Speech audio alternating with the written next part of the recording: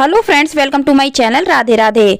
आज मैं आपके साथ में शेयर कर रही हूँ बसंत पंचमी की पूजा विधि। बसंत पंचमी का त्योहार माघ मास के शुक्ल पक्ष की पंचमी तिथि को मनाया जाता है। इस दिन माता सरस्वती की पूजा की जाती है। साथ ही बसंत पंचमी के दिन से ही बसंत ऋतु का आगमन होता है। माता सरस्वती को ज्ञान, बुद्धि, विद्या, संगीत और कला की देवी माना जाता है। इसीलिए इस दिन स्कूल, कॉलेज आदि सभी शैक्षिक संस्थानों में माता सरस्वती की पूजा की जाती है। बसंत पंचमी की पूजा के लिए मैंने चौकी लगा ली है और चौकी पर मैंने पीला कपड़ा बिछा लिया है।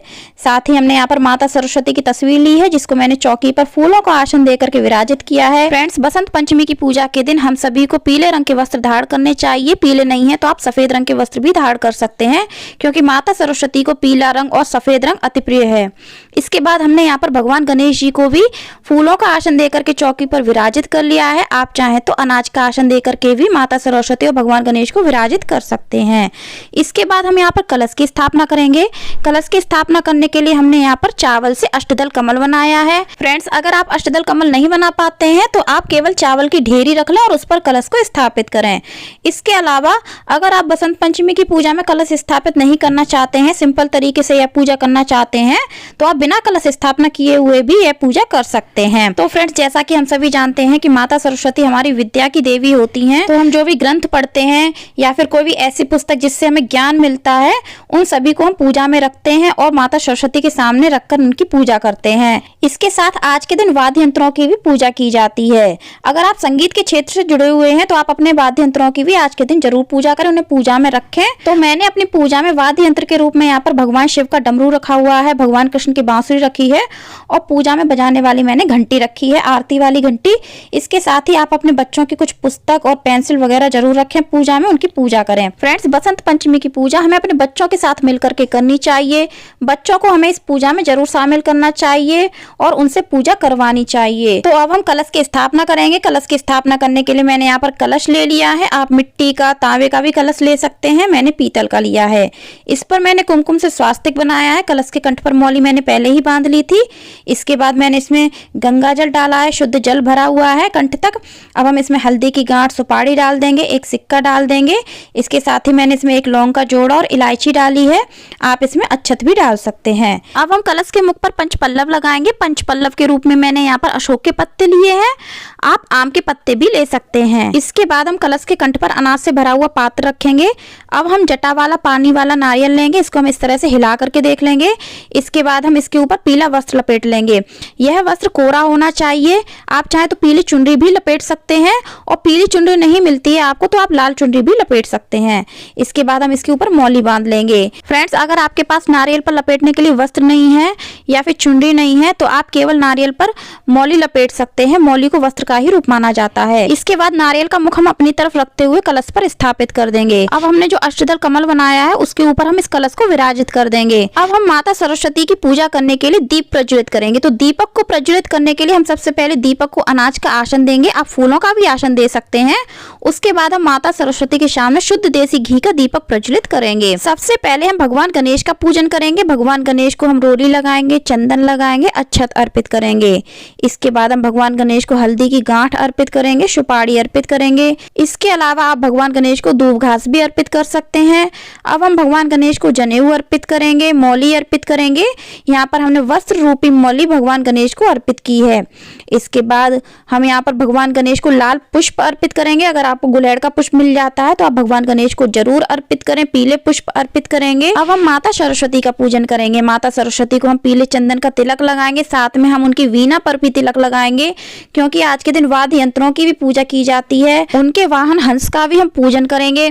इसके साथ ही अगर आपके पास वाद्य यंत्र नहीं है तो माता की तस्वीर में जो वाद्य यंत्र है उसकी पूजा आप कर सकते हैं। इस प्रकार से हम माता सरस्वती का पूजन चंदन से, रोली से और अक्षत से करेंगे। इसके बाद हमने माता सरस्वती को पुष्पों की माला भी अर्पित की है। अब हम माता सरस्वती को पुष्प अर्पित करेंगे। तो हम माता सरस्वती को सफेद पुष्प, लाल पुष्प, पीले पुष्प अर्पित करेंगे। अगर आपको सफेद पुष्प नहीं मिलते हैं तो आप पीले पुष्प अर्पित कर सकते हैं। बसंत पंचमी की पूजा में हमें ज्यादा से ज्यादा फूलों का प्रयोग करना चाहिए। इस मौसम में हर तरह के फूल आसानी से मिल जाते हैं। तो यहाँ पर हमने कलश इसका पूजन भी रोली अक्षत चंदन से किया है, पुष्प अर्पित किए। इसके बाद हमने जो ग्रंथ रखे हैं उनका पूजन भी हम रोली अक्षत से और चंदन से करेंगे, पुष्प अर्पित करेंगे। इसके साथ ही हमने जो वाद्य यंत्र रखे हैं उनका पूजन भी हम इसी तरह से रोली अक्षत चंदन से करेंगे, पुष्प अर्पित करेंगे। और जो हमने अपने बच्चों की पुस्तक रखी है, पेंसिल रखी है, उनका भी पूजन हम इसी तरह से कर देंगे।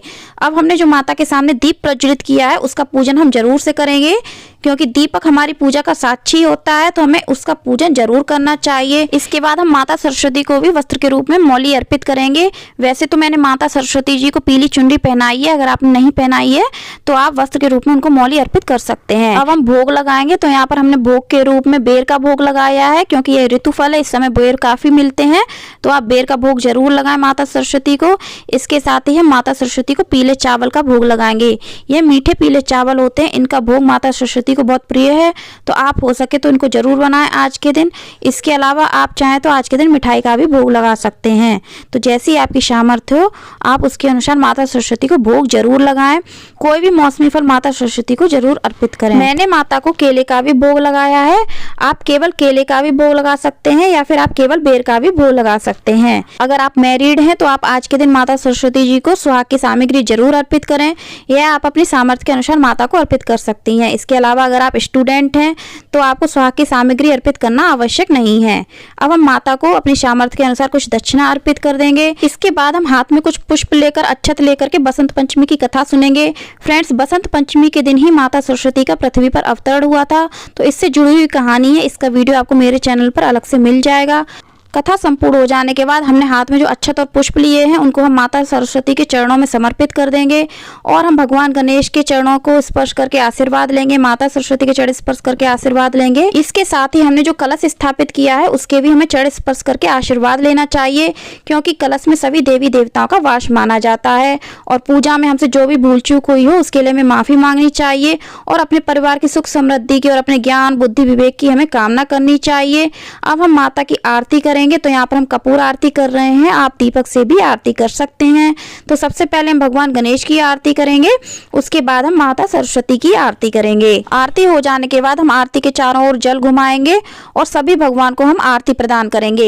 इसके साथ ही हम अपने परिवार के सभी सदस्यों को आरती प्रदान करेंगे। इसके बाद हम स्वयं भी आरती ग्रहण करेंगे। अब आज के दिन हमें छोटा सा हवन जरूर करना चाहिए। वैसे तो स्कूल और कॉलेज में आज के दिन हवन होता ही है, तो अगर आपने घर पर पूजा की है तो आपको घर पर भी छोटा सा हवन जरूर करना चाहिए। तो आप यह हवन आम की लकड़ियों से भी कर सकते हैं या फिर आप उपले से भी कर सकते हैं। यहाँ पर मैंने माता को लौंग का जोड़ा और इलायची अर्पित की है। इसके बाद हम उनको धूप से आहुति देंगे। फ्रेंड्स, बसंत पंचमी का यह छोटा सा हवन परिवार के सभी सदस्यों को एक साथ मिलकर के करना चाहिए।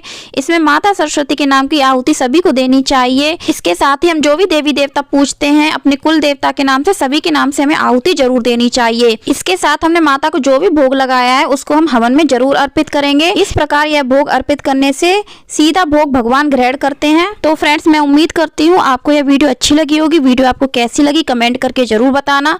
पसंद आई हो तो लाइक करना, ज्यादा से ज्यादा शेयर करना, चैनल को सब्सक्राइब करना, बेल आइकन को प्रेस करना, कमेंट में जय सरस्वती माता अवश्य लिखना। धन्यवाद।